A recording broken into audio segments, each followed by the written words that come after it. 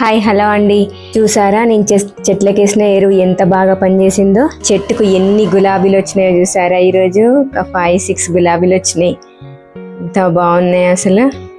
ఈ గులాబీలను చూసి అసలు తెంపాలని అనిపించలేదు నాకు.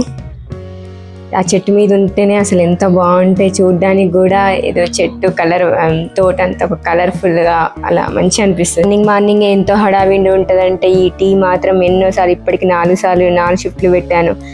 ఏంటో ఈ టీ గోల, ఎవరో ఒకరు వస్తూనే ఉంటారు. ఈ టీ పెట్టాల్సే ఉంటుంది. ఇప్పటికి 4 షిఫ్ట్లు పెట్టాలి.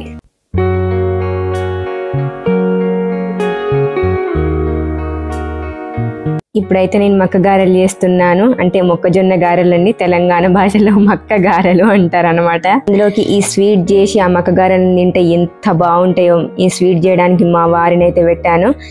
ఇలా అలా ముచ్చట పెట్టుకుంటూ అలా చేస్తూ ఒక టైం పాసింగ్ అనమాట. ఇది కూడా ఇద్దరికిను. ఇద్దరు కలిసి పనిచేస్తే టైమే తెలియదు కదా. ఇద్దరు కలిసి టైం స్పెండ్ చేయడానికి ఇది ఒక మంచి ఉపాయం అన్నమాట లేడీస్కి. ఇలాంటి డీప్ ఫ్రైలు వీకెండ్స్లో పెట్టుకుంటాం కదా, బట్ ఇది వర్కింగ్ డేలోనే. అందుకే తనని హెల్ప్ అడిగాను అనమాట. వారు మార్నింగే పిల్లల కోసం అయితే ఒక మ్యాథ్స్ క్లాస్ అయితే తీసుకుంటారు. అందుకే చెప్పడానికనే వెళ్ళారు. ఆ స్వీట్ చేసేసి పిల్లలకు ఏది కానీ మార్నింగే చెప్తే వాళ్ళకి చాలా బాగా గుర్తుంటది. ఎందుకంటే మార్నింగ్ మైండ్ ఫ్రెష్గా ఉంటుంది కదా, అందువల్ల చాలా బాగా గుర్తుంటది. మక్క గారెలను గారెల్లాగా చేసుకోవచ్చు, వడల్లాగా చేసుకోవచ్చు. గారెల్లాగా చేస్తే కొంచెం కరకర, అదొక రకమైన టేస్ట్ వస్తుంది, ఇదొక రకమైన టేస్ట్ వస్తుంది.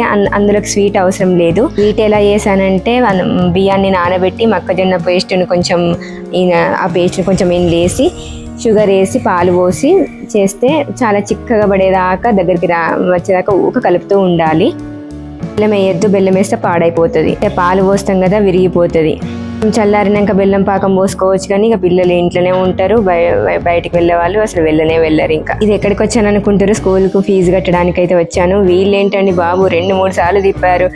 ఓన్లీ ఆన్లైన్ పేమెంటే అంటారు. క్యాష్ తెస్తే అది తీసుకోరు, కొంచెమే తీసుకొని మిగతాది అకౌంట్ పే చేయమంటారు. ఏంటండి బాబు ఈ స్కూల్స్, అర్థమే కావట్లేదు.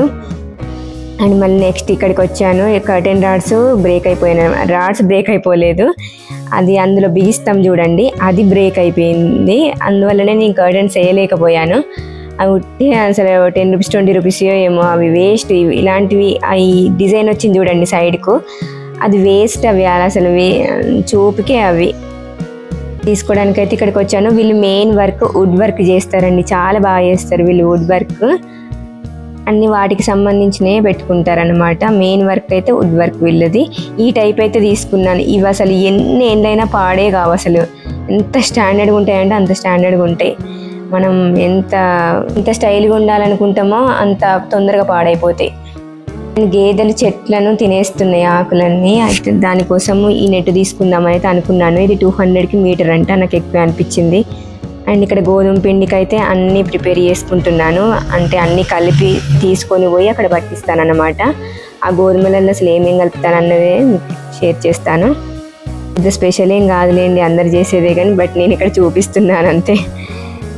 మళ్ళీ 2 kg తీసుకున్నాను. మిగతా అన్నీ 1/2 kg. జొన్నలు 1/2 kg, సజ్జలు 1/2 kg, అండ్ రాగులు 1/2 kg, అండ్ సోయాబీన్స్ 1/2 kg, కొర్రలు ఎంత ఒక 1/4 కిలో అలా వేసుకుంటే బాగుంటుంది.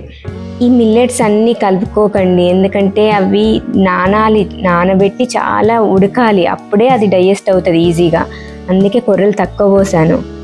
ఈ మిల్లెట్స్ని అంబలి లాగా చేసుకొని తాగాలి, అసలు ఎంత బాగుంటుంది. అండ్ హెల్త్ కూడా చాలా మంచిది. మిల్లెట్స్ ఎక్కువ పోస్తే పెద్దవాళ్ళకైతే అస్సలు డైజెస్ట్ కాదు, గొంతులు ఉన్నట్టే ఉంటుంది. అందువల్ల మిల్లెట్స్ అయితే కొన్ని యాడ్ చేసుకోవాలి. అవన్నీ పట్టించుకురావడానికైతే నేను షాప్కి అయితే వచ్చాను. ఇక్కడ వీళ్ళ షాప్లో అన్ని రకాల గిర్నీలు ఉంటాయి, అన్ని రకాల పిండిలు పడతారనమాట. కారపొడి కాన్ నుండి మొత్తం పడతారు, ధనియాల పొడి కాన్ నుండి, అల్లం వెల్లిపాయ పేస్ట్ కాన్ నుండి అన్నీ పడతారనమాట. ఇది వర్కింగ్ ఉమెన్స్కి అయితే చాలా బెటరు. ఇక్కడ వీళ్ళ దగ్గరనే ఇలా ఊదలు, బార్లీ గింజలు, సామలు, అవారికలు, అన్నీ సున్నిపిండి అన్ని రకాలు పడతారు. ఇవన్నీ గోధుమలలో కలిపేసి, లేదంటే జొన్న పిండిన జొన్నలన అలా వేసి కలిపి పడతారనమాట. అన్నీ కలుపుకోరులేండి, ఏవో కొన్ని కలుపమంటే కలుపుతారనమాట. వీళ్ళు ఆల్రెడీ వీళ్ళ దగ్గర కారపొడి, పసుపు ఇలాంటి పట్టినవి కూడా ఉంటాయి, కానీ గోధుమ పిండి లాంటివి మాత్రం అప్పటికప్పటికే పడతారనమాట. ఈ పిండి మొత్తం 5 kgs పైనే అయింది. చూసారా, ఆ పెద్ద క్యాన్కి కొంచెం తక్కువ ఉన్నది అంతే. అండ్ నెక్స్ట్ ఇక్కడ కూరగాయలకైతే వచ్చాను. ఇప్పుడు కానీ ఈ నుండి వీడియో తీసుకొని పోయి అక్కడ తీసుకుంటారు అనమాట. ఏంటి మేడం ఈ నుండి వీడియో తీసుకొని పోయి అక్కడ తీసుకుంటారు అని అంటారనమాట ఒకరు. ఎప్పుడు వీక్లీ ఒక 2 లీఫీస్ ఉండేలాగా చూసుకుంటాను. కూరగాయల రేట్లు అయితే ఇప్పుడు కూడా బాగానే మండిపోతున్నాయి. అసలు 1/2 కిలో అయితే ఇవ్వడమే లేదు. మరి ఉన్న సంగతి ఏంది, ఒక్కరుంటే వాళ్ళ సంగతి ఏంటి. అండ్ వస్తు స్వీట్ కార్న్ అయితే తీసుకొచ్చాను. పిల్లలకు ఇలా వేస్తే ఇది చాలా బాగా తింటారు. కొంచెం ఆయిల్ వేసి స్వీట్ కార్న్ వేసేసి దాన్ని గోలిచ్చి అండ్ కారపొడి అండ్ ఉప్పు వేసేసి ధనియాల పొడి వేసేసి తింటే, కొంచెం అలా గోలిచ్చి తింటే చాలా చాలా బాగుంటుంది ఇలా టేస్ట్.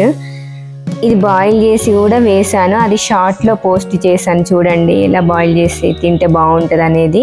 వాటికైతే ఇదండి వీడియో. మరో మంచి వీడియోతో మళ్ళీ కలుసుకుంటాను. అంతవరకు బాయ్.